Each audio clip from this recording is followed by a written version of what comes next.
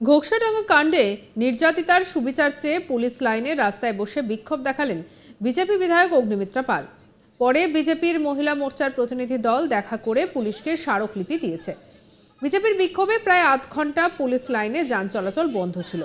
অগ্নিমিত্রা পাল বলেন যে আক্রান্ত মহিলা মাইনরিটি মোর্চার সক্রিয় কর্মী। পুলিশ বলছে ঠেলাঠেলিতে কাপড় খুলেছে, এই মহিলাকে বিবস্ত্র করে ফেলে রাখা হয়েছে। পুলিশের মরে যাওয়া উচিত ছিল। মণিপুরের ঘটনায় অনেক কথা বলেছেন মুখ্যমন্ত্রী, কিন্তু এখানে আপনার সেই টিম কোথায়? রাজ্য পুলিশের ওপরে কোনো আস্থা নেই।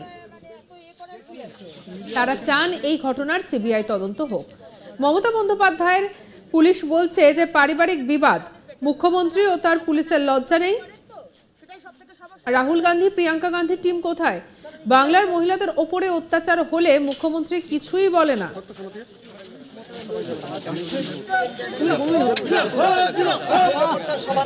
ধাক্কাধাক্কি করিস না, এই জন্য মাথাটা গরম হয়ে যায়।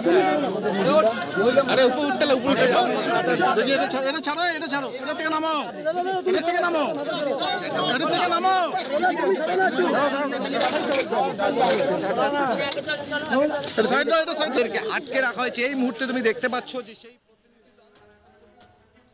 এ নিয়ে অগ্নিমিত্রা পালের কি বক্তব্য শোনাবো আপনাদের। যারা তাকে বিবস্ত্র করেছে তারা পুরুষ, তাদের মধ্যে তার এক পরিবারের এক ভগ্নিপতিও আছে। কিন্তু ভুল বুঝবেন না যে এটা পারিবারিক বিবাদ, এটা পারিবারিক বিবাদ নয়। আমাদের এই বোন সক্রিয় বিজেপি মাইনরিটি মোর্চার কর্মী, তার স্বামী বিজেপি করে, বাইরে আছে সে।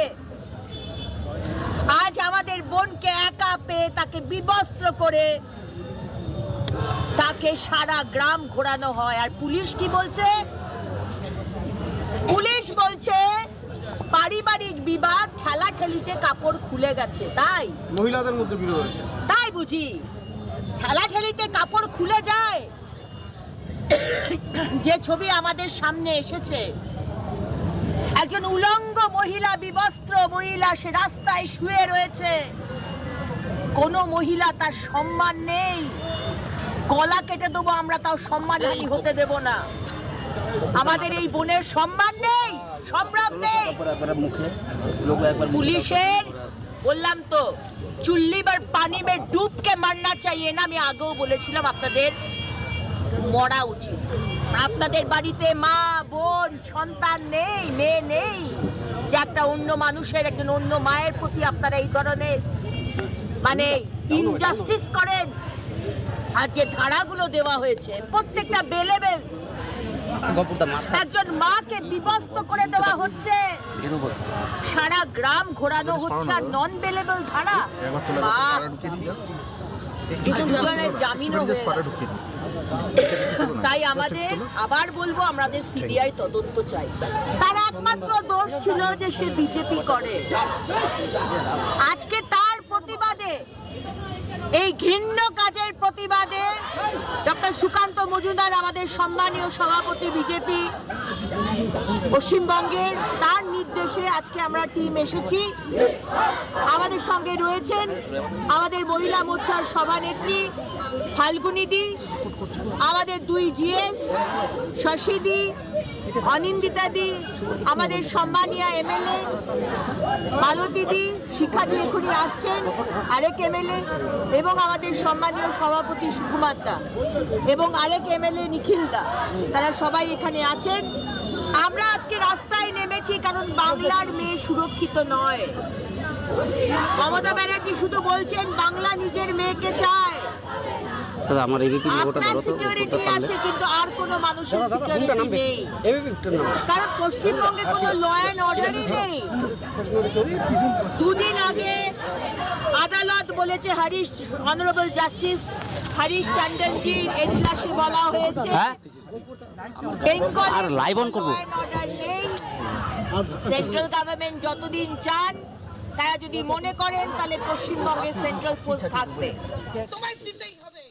এদিকে জাতীয় মহিলা কমিশনের সদস্য বেলিনা টপভুম শনিবার 29 জুন রাতে এলেন কোচবিহারে। তিনি সার্কিট হাউসে রাতে থেকে রবিবার 30 জুন যাবেন নির্যাতিতার সঙ্গে দেখা করতে। আর এই নিয়ে আমাদের কলিগ প্রবীর কুণ্ডুর কি রিপোর্ট দেখাবো। কোচবিহারের ঘোকসাডাঙ্গার নারী নির্যাতনের ঘটনা রাজনীতিতে একেবারে অন্য মাত্রা নিয়ে এসেছে। ইতিমধ্যেই বিজেপি তৃণমূল কংগ্রেস এই ঘটনায় জড়িত বলে অভিযোগ তুলে পথে নেমে গেছে। বিজেপির অগ্নিমিত্রা পাল যেমন রাস্তায় বসে তিনি এই ঘটনার সিবিআই তদন্ত দাবি করেছেন এবং তিনি পরিষ্কার বলেছেন রাজ্য পুলিশের ওপর তাদের কোনো আস্থা নেই।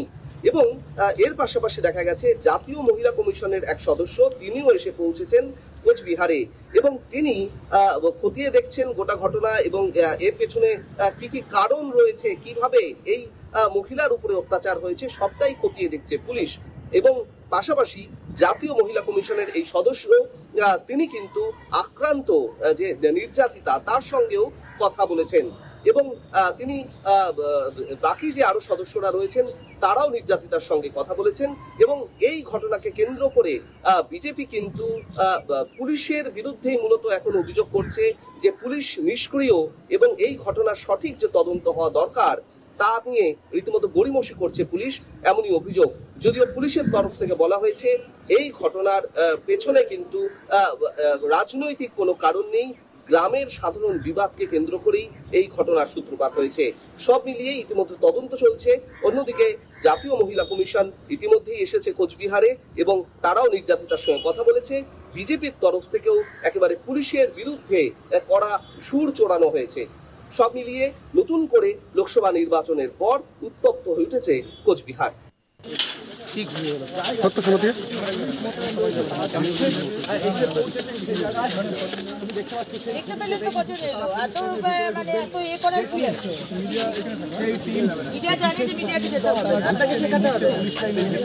আপনারা আপনাদের কাজটা করুন, তাহলে অনেক বেটার হয়। আপনারা আপনাদের কাজটা না করে অন্য কিছু করেন তো সেটাই সব থেকে সমস্যা হয়ে দাঁড়ায়। চলো নিখিল দাকে, চলো। তোমায় দিতেই হবে, জবাব তোমায় দিতেই হবে। মুখ্যমন্ত্রী তোমায় জানাই ঠিক ঠিক ঠিক কাজ, মমতা ব্যানার্জি তোমায় জানাই বাকথু বাকথু বাকথু। মুখ্যমন্ত্রী তোমায় জানাই ঠিক ঠিক ঠিক কাজ, ঠিক ঠিক ঠিক কাজ, ঠিক ঠিক ঠিক কাজ। যারা তাকে বিবস্ত্র করেছে তারা পুরুষ, তাদের মধ্যে তার এক পরিবারের এক ভগ্নিপতিও আছে। কিন্তু ভুল বুঝবেন না যে এটা পারিবারিক বিবাদ, এটা পারিবারিক বিবাদ নয়। আমাদের এই বোন সক্রিয় বিজেপি মাইনরিটি মোর্চার কর্মী, তার স্বামী বিজেপি করে, বাইরে আছে সে। আজ আমাদের বোনকে একা পেয়ে তাকে বিবস্ত্র করে তাকে সারা গ্রাম ঘোরানো হয়। আর পুলিশ কি বলছে? পুলিশ বলছে পারিবারিক বিবাদ। সঙ্গে রাখুন আজ তাক বাংলাকে সাবস্ক্রাইব করতে ভুলবেন না।